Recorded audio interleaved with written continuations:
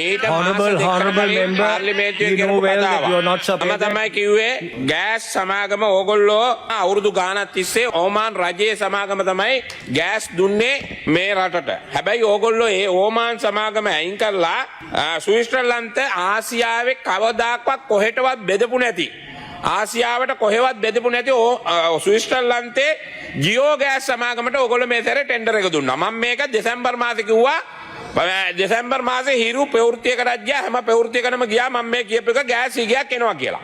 Geo gas කම්පැනියට දුන්නාට පස්සේ මම එදා පාර්ලිමේන්තුවේ කිව්වා මේ කම්පැනියට තියෙන නැව් දෙකයි. ලිට්‍රෝ ගේන්න නැව් දෙකයි තියෙන්නේ. නැව් ෂෙඩියුල් කරගන්න බෑ මේගොල්ලොන්ට කියන එක. ඒක නිසා තමයි අර ඕමාන් සමාගමට ඇති වෙන්න ලිට්‍රෝ ගෑස් දෙන්න පුළුවන් කමක් තිබ්බා. තියෙද්දි තමයි මේ ජියෝ ගෑස් සමාගමට 715. ඕගොල්ලෝ දුන්නේ ටෙන්ඩර් එක ඩොලර් 715ක් අඩුවෙන්.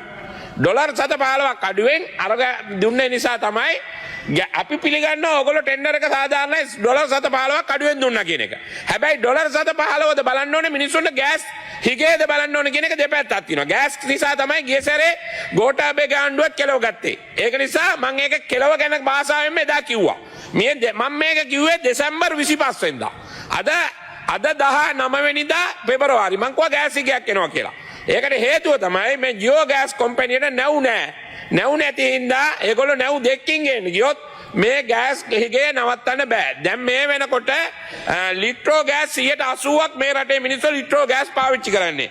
හැබැයි මං හිතන විදිහට මේක විජිත හේරත් මන්ත්‍රීතුමා මට පාර්ලිමේන්තුවේදී මගේ කතාවෙන් පස්සේ උත්තරයක් දුන්නා. Honorable Chamara Sampadasanayake, your time is කිසිම up. දිනක හිගයක් එන්නේ නැහැ කියලා විජිත හේරත් මහත්තයා කිව්වා. හැබැයි දැන් මේ විපක්ෂ නායකතුමා කියපු විදිහට අපි පාර්ලිමේන්තුව අපේ රැවුල නැහනේ. ඔයාගේ රැවුල නැහැ මගේ රැවුල නැහැ. අපි කියපුවා සමහර ඒවා පිළිගන්න.